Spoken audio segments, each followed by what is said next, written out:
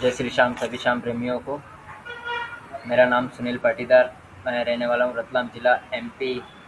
और आज मैं एक ऐसी कहानी लेके आया हूँ आपके बीच में, जो होगी हमारे बाबा श्याम की। एक ऐसा प्रेमी था, उस प्रेमी के ऊपर मैं आज ये कहानी लेके आया हूँ।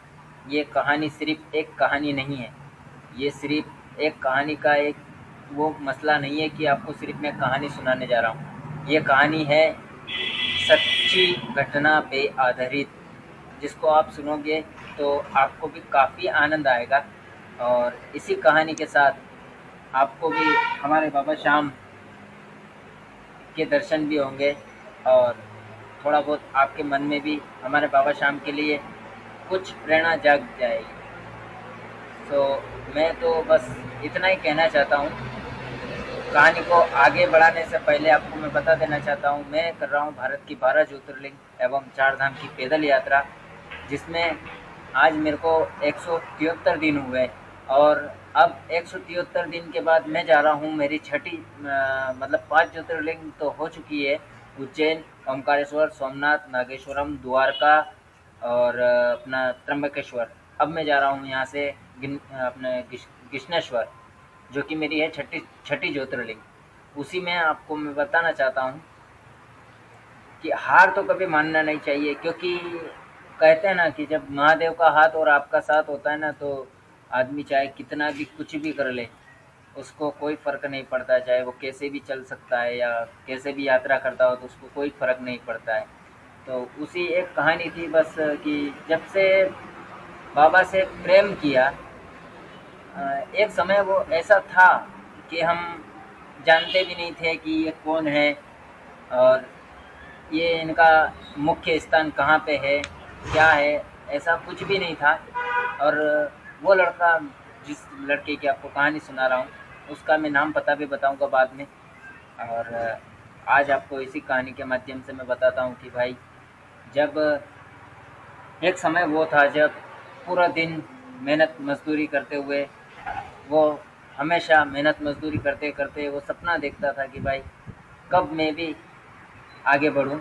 हमेशा मजदूरी करते करते एक दिन उसने सोचा कि आज की अब मजदूरी से तो आज के समय में कुछ होने वाला नहीं है।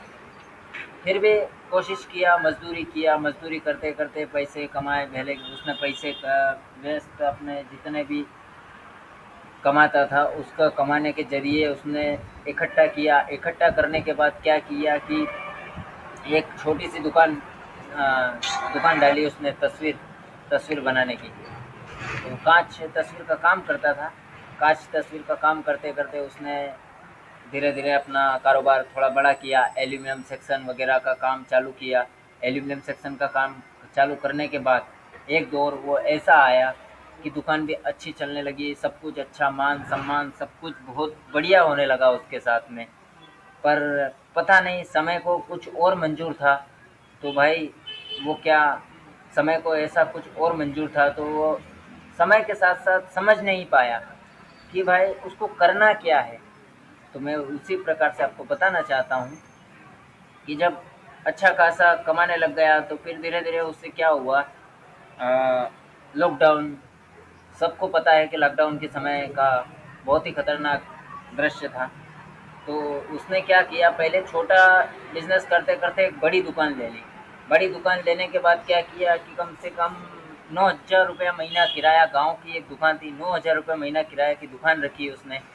तो भाई 9,000 रुपया किराया देना लॉकडाउन में, उसके पास मेहनत करते करते करते करते जितना पैसा आता था उससे मशीन, सामान, सामग्री, दुकान में जितना सामान सामग्री लगता था वो सामग्री के तौर पर ला ला के इकट्ठा कर देता। लेकिन पता है कि उसे पता नहीं था कि भाई पीछे लॉकडाउन लग जाएगा, और लॉकडाउन लगने के बाद भाई वो क्या करेगा क्या नहीं करेगा, इसका उसे कोई अंदाज़ा ही नहीं था। तो वो क्या, लॉकडाउन लगने के बाद उसने सोचा कि यार अब क्या किया जाए। जब तो बाबा श्याम से भी अच्छी मोहब्बत, प्रेम, बहुत कुछ लगाव हो चुका था इनसे, श्याम जी से बहुत कुछ लगाव हो चुका था। तो लगाव बढ़ते बढ़ते बस एक भरोसा रह गया था।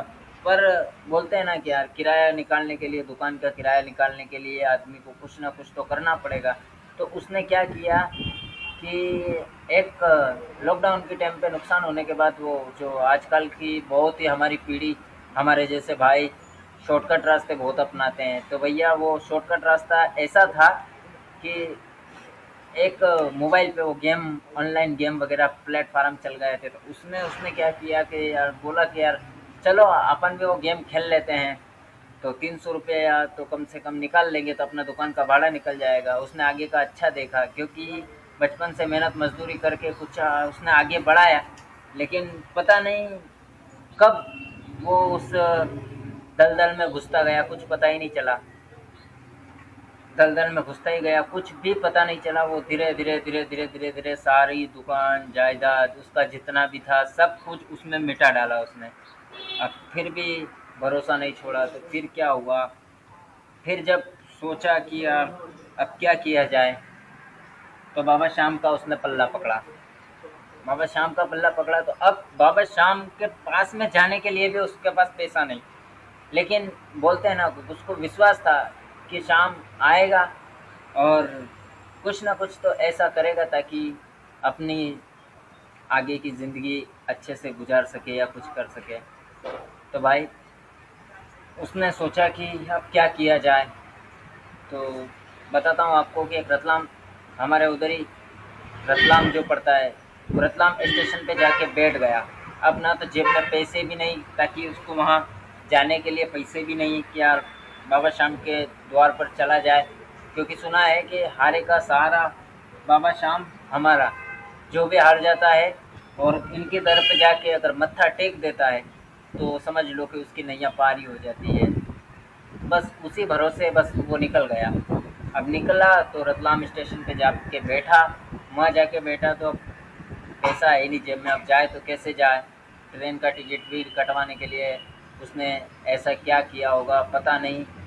फिर भी एक ऐसा एक वो दौर आया, उसमें पता नहीं वो आदमी कौन था, उसे भी पता नहीं था कि वो आदमी कौन था, कि यार वो उसको बाबा शाम तक ले जाने के लिए उसने उसका साथ दिया। वहाँ से टिकट कटवाई उसने, दो दो टिकट रतलाम से कटवाने के बाद डायरेक्ट रतलाम से जयपुर की। अब जयपुर तक तो मैं चला गया उनके साथ में, उन्होंने टिकट कटवाई थी। अब बोले बोले मुझे बोले कि यार खाटू तो अब मैं नहीं आ रहा हूँ, क्योंकि वो आए थे खाटू के लिए, लेकिन बोले कि मैं भी खाटू नहीं आ रहा हूँ और अब आपको जाना पड़ेगा खाटू, मेरे को बस यहीं तक आना था जयपुर तक, अब खाटू तक आप चले जाओ।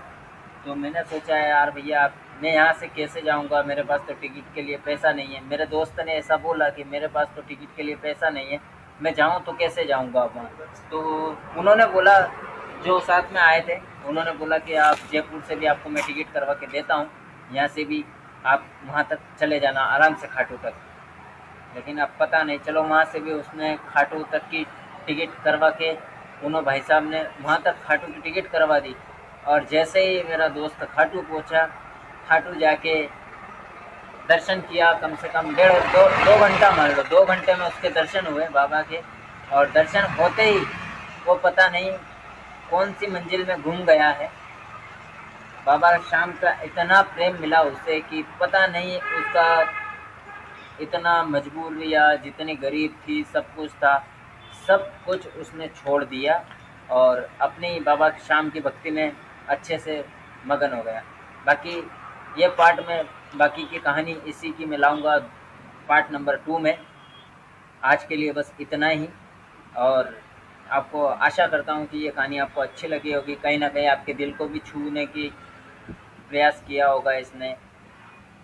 तो बस ज़्यादा से ज़्यादा आप सपोर्ट करो, ताकि मेरी भी भारत की 12 ज्योतिर्लिंग 4 धाम की पैदल यात्रा चलती है, इसमें भी आपका एक शेयर मुझे बहुत मोटिवेट देगा। बाकी आगे यात्रा के लिए मेरे को रुकने बैठने और खाने पीने की व्यवस्था हो सकती है। बाकी तो है ही है हमारे साथ में बाबा, हमें कोई फ़र्क पड़ता नहीं है, ये हैं तब तक तो हमें कोई चिंता नहीं है, लेकिन महादेव का हाथ और आपका साथ हमेशा इसी प्रकार मेरे साथ रहेगा। और आपको इसी प्रकार से मैं ऐसी सच्ची कहानी आपको मैं सुनाता रहूँगा। हर हर महादेव, जय श्री राम और हारे के सहारे की जय हो।